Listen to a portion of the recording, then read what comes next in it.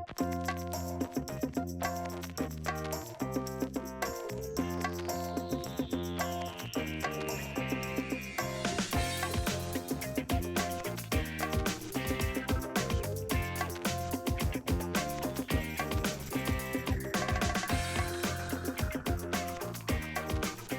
morning. Okay. Hi everyone and good morning, and thanks for coming and wanting to hear what I have to say. That's very nice.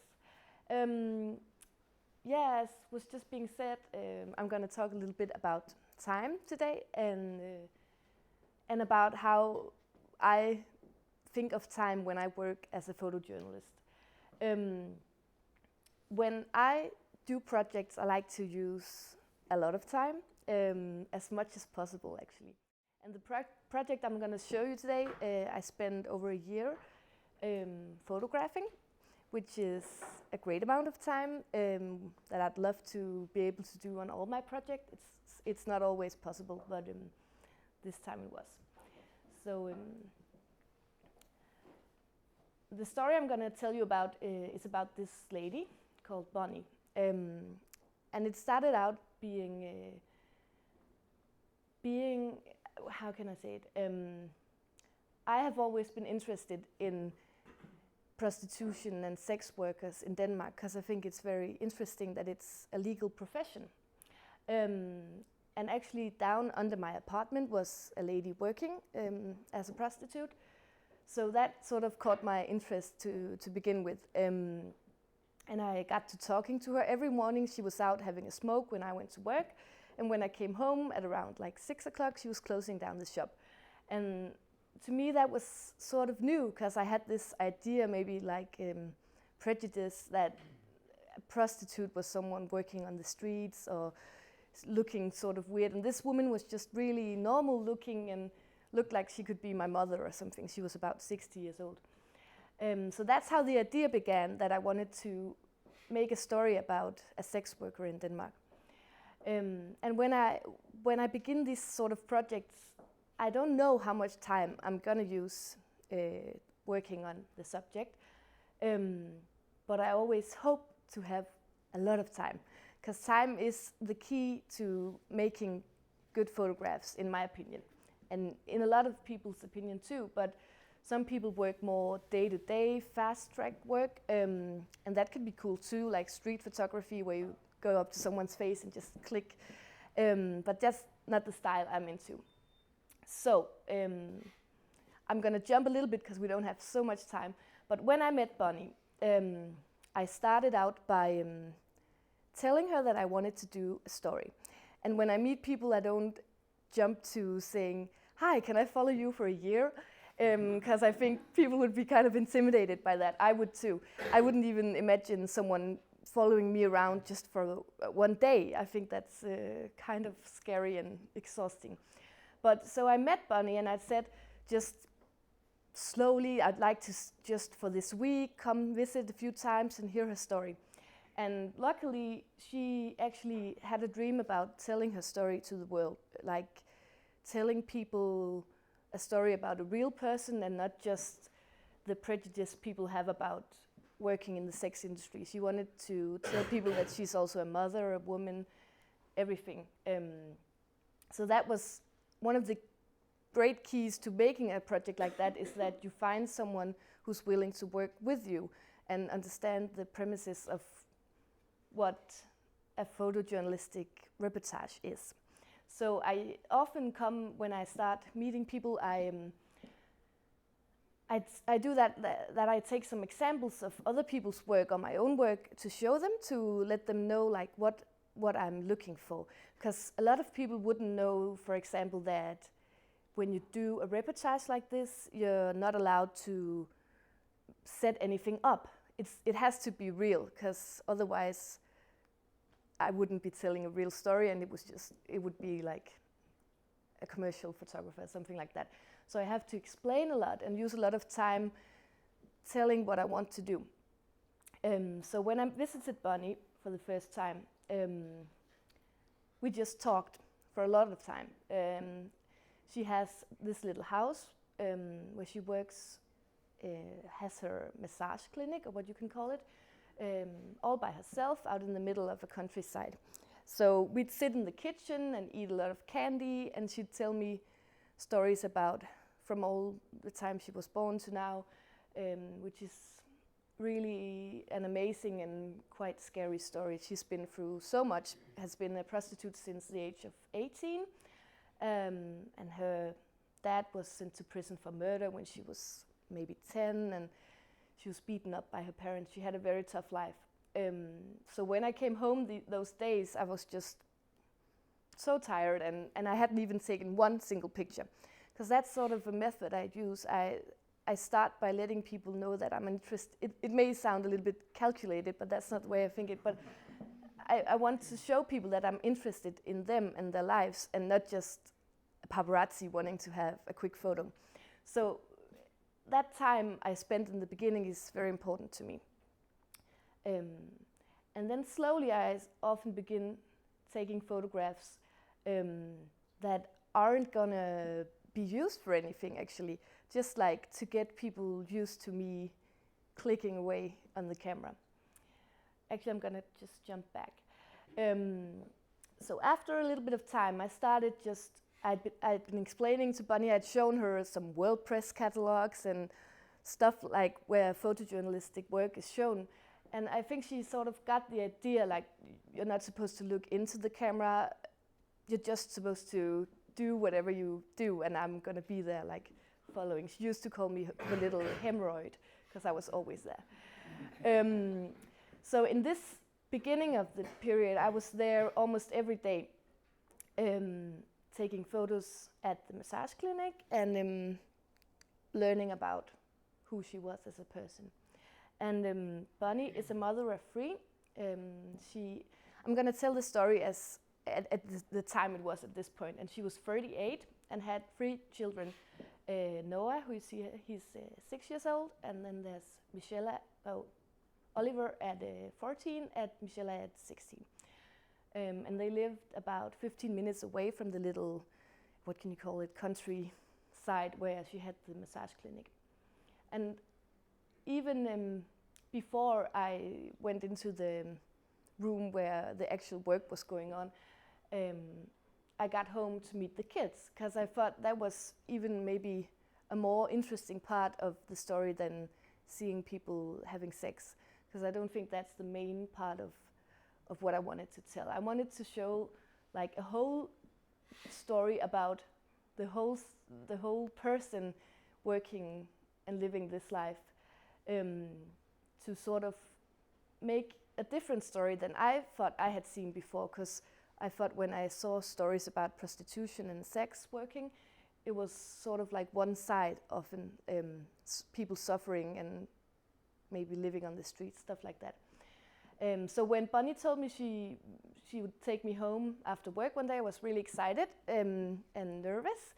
But soon they became used to me being at home with them as well. So here we have Noah driving home from school, and he's jumping up on the car, sort of as a game before she's going to park the car.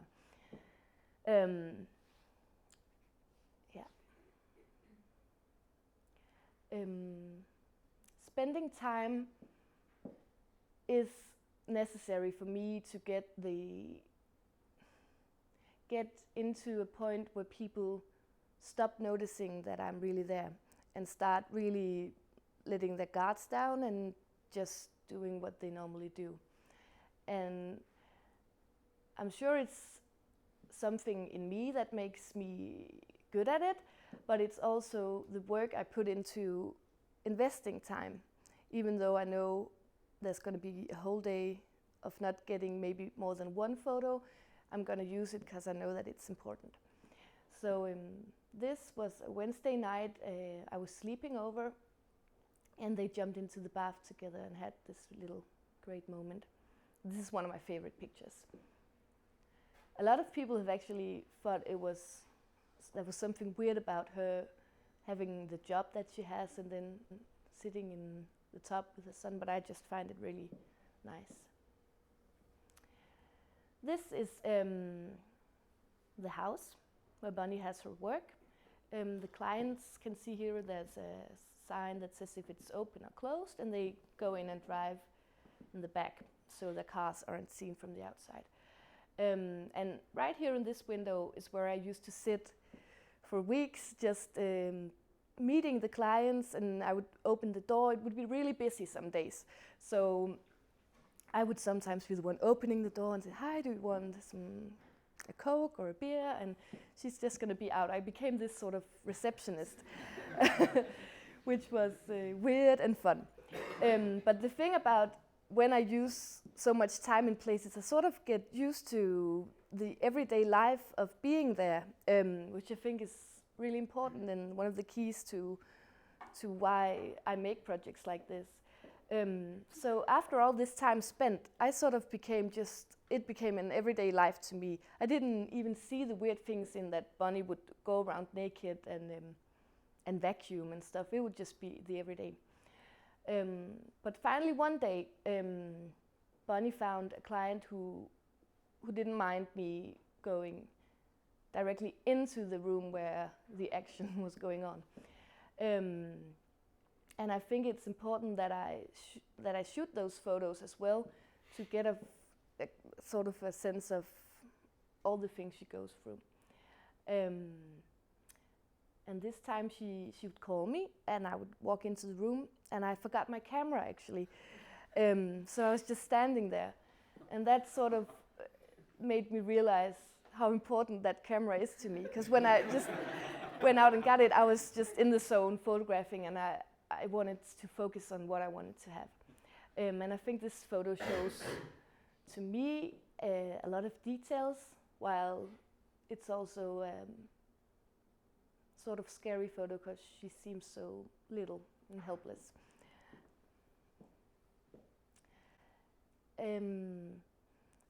I spent about a year photographing Bunny and her life and her family intensely, but after some time, I couldn't just keep going because I got the same pictures over and over again because sort of the same things happen every day. And that's really good because it means that I could have one photo that I really liked, but then when I came 2 weeks after and the same situation repeated, I'd get an even better one. So talking about time, that's also a lesson I learned, but I also knew from school that it was important, but I really learned it this time. But after all the repetition of things going on, I'd sort of start just coming when special occasions occurred. And this was spring. I'd been there for about a year, and Oliver, the oldest son, was getting confirmed at the local church. So this I thought was sort of a good chance to see the family interact with the little town they lived in. And I think you can see that they're sort of different than the rest. In this photo you see Bunny, and you see her stepdad and her mother. And then this is just a friend, and then that's her daughter, Michelin. And they're standing up because Oliver is about to say yes to his faith.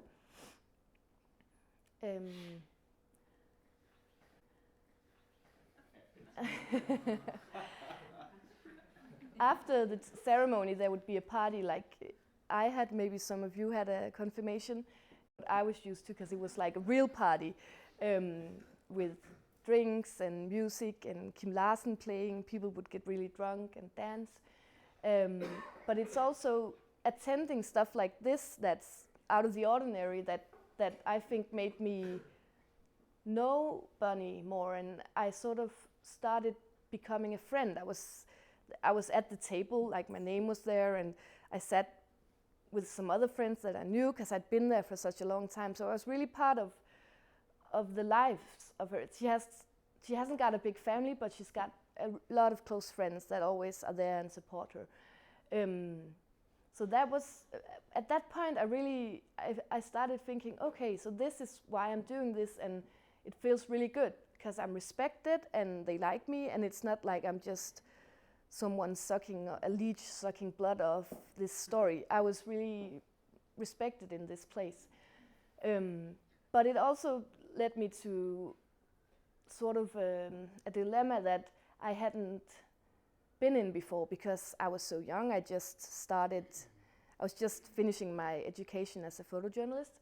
And the way I work, I become really close to people because I work so much time, spend so much time with them. But if you, for example, in America, they'd say that that's really not a good way to be a professional photographer because you have to know the boundaries between being a professional and being a friend. And this time I learned that the way I do it, I am more of a friend and I'm not just a photographer. And some schools may say that that's not a good plan, but I learned that that's my way of doing it. So this, at this point, Bonnie was getting really upset. She was a little bit drunk and crying, and I really felt the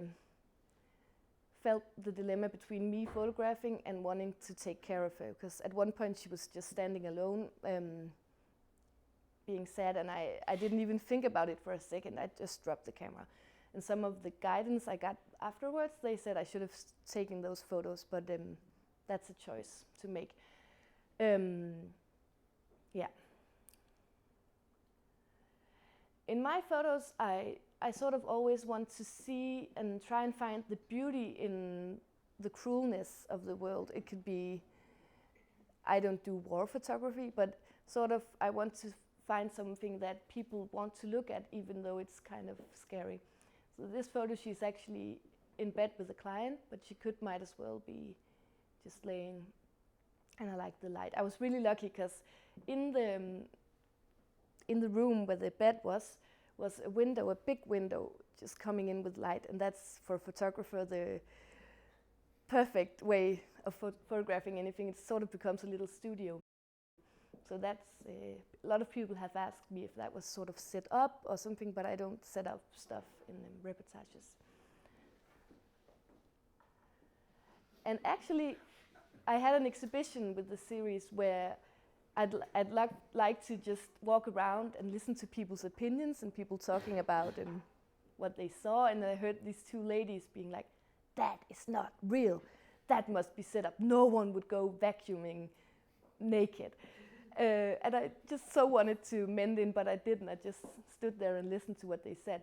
But I think that's also that's an important thing about my work, is that I don't get people to do anything. And if I did, I think I'd lose all the belief in the realness of it. So she actually does this. And it's not at home, it's at work. So it's not like the kids over there.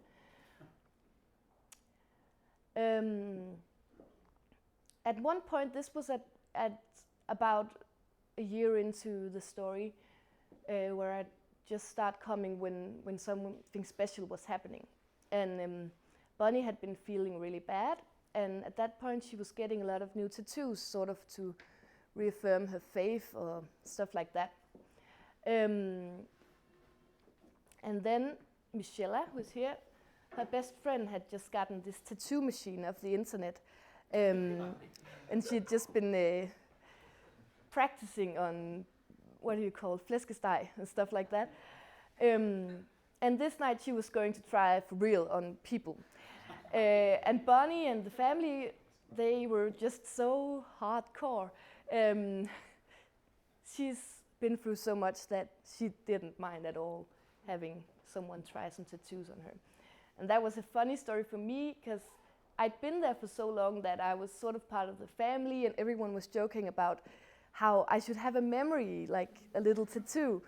I was thinking I could do it like under my foot, but then one of the other ladies said that that's like doing it on the dick or something like that. It hurts a lot.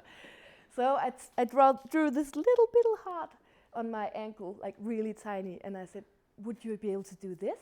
And she said, "Yeah, but you'll have to be the first one, because otherwise we'll get too drunk."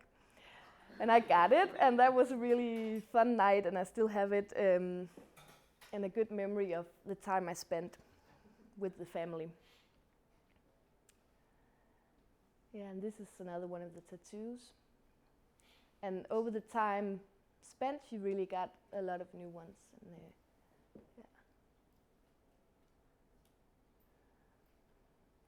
an important thing to me about doing this story and the duality of the life of a mother working in the sex industry is also showing that that there are good times as well. And I think that if I just showed photos of people looking sad or living a tough life, I'd sort of be putting my own narrative too much into the story.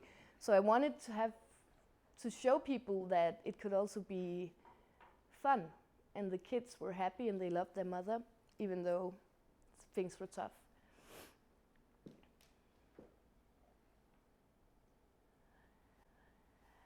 And coming back to the subject of time, after having photographed a lot of people in the bedroom, I sort of learned where they would go, where I could go, how close I could go. And one of the keys in making good stories in photography is both time and it's getting close.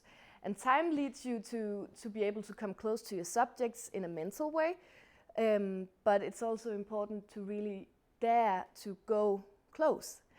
And so because I had spent so much time, I sort of learned that nothing would happen if I got this close. It would be okay.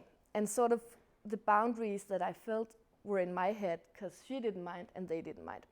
So at this point I'd been photographing actually this guy. I'd met him a couple of times. I didn't have a car at the time because I was still a student.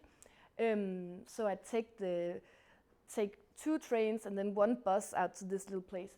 But then one time the bus wasn't coming, and I called Bonnie and she said, oh, but he'll just pick you up. He's in a blue car or something. And he picked me up. And then when we got there, she had another client. So we had to wait for an hour and just drive around in the landscape. And that sort of was a little bit scary and weird. I wasn't afraid of the guy because I'd seen him a couple of times before. He was just a regular teacher type. I won't say what he's doing because I don't want to make any clues, but he was just really a dad kind of type. So I got the time to sort of get into why he wanted to visit Bonnie and sort of understand a little bit from the other side. But when I got there, I'd become so used to the whole thing that I really went all the way up to the headboard and just shot away and got this photo that I really like.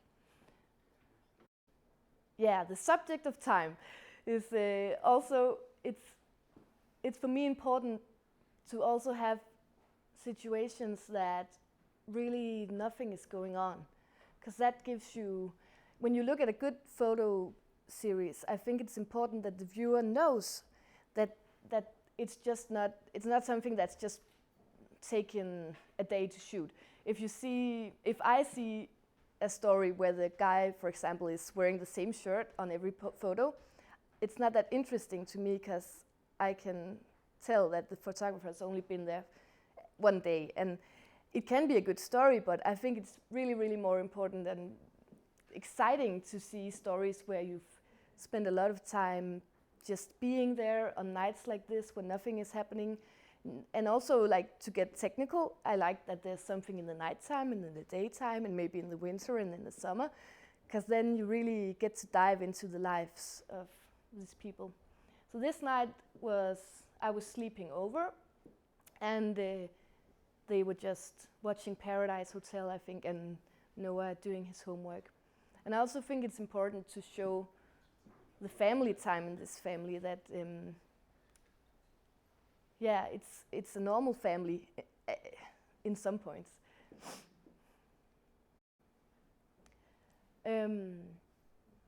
This is also like 1 year and a half into my time being there. Oliver, the oldest son, had decided to go on I don't know what you would call it in English, but sort of a ship where he had to live for a year and sort of get educated by some good role models, because he was getting into some crime, like not big stuff, but stealing bikes, and the police were after him and his friends. So Bonnie made a really tough and strong choice in sending him away for a year to sort of get on the right track. And this time we were at the airport. The whole group of friends of the family was there, and people were just crying hysterically because I think they live a life I thought very different from the way I was brought up. And I actually, this might sound a little bit naive, but I don't think I actually knew that this sort of environment even existed in Denmark. It was so new to me. And if my mom was there saying goodbye to me, for example, I went to France after high school to live, I would cry, but my mom wouldn't because she had to be the strong one. But in this case, just everyone was crying and it was really tough. And this photo is not one of my best because the lighting was terrible and I think I cropped it a little bit. But I thought the situation was important. And that's often how I think when I do photos. It doesn't have to be a perfect one. It can just, if it shows something really important, I like it.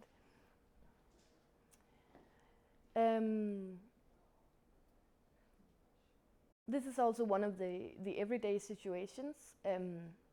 At nighttime, Bonnie would prepare for, I think she's packing some stuff for one of the kids going to LaLandia, doing some money stuff, preparing for the next day. And I really like the quietness in this photo. And I also think it's one of the photos where Bonnie actually looks really beautiful and quiet and soft and like a woman you wouldn't be scared of, as opposed to some of the pictures where she looks a little bit more rough. So I think that's an important one. And also just having a photo like this where you can go into the photo and sort of look at what she has in the kitchen, how neat it is. I think it tells a lot about who we are looking at.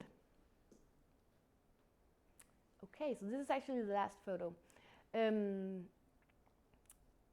my way of working, it's just my way of doing it, but I like to explain to people what I want to do, because I'm not the one like hopping into one's face with a flash and getting a surprise for them. So I'd say, so what time do you wake up in the morning? They woke up at 6. Okay, so is it okay I go into the room at maybe 5 to 6? And okay, that was okay. So this was one of the photos I really liked as well, because it's so quiet. Noah is still sleeping and Bonnie is waking up. She's actually over here. I don't know if you can see it with a cell phone. That's the blue light. And I don't put a lot of symbolism into my photos, but I like having this one as sort of the end to the story, because I think it's very nice to have this little innocent child, and it's sort of an open ending, so what's going on, what's going to happen next, and he's sort of a symbol of the future.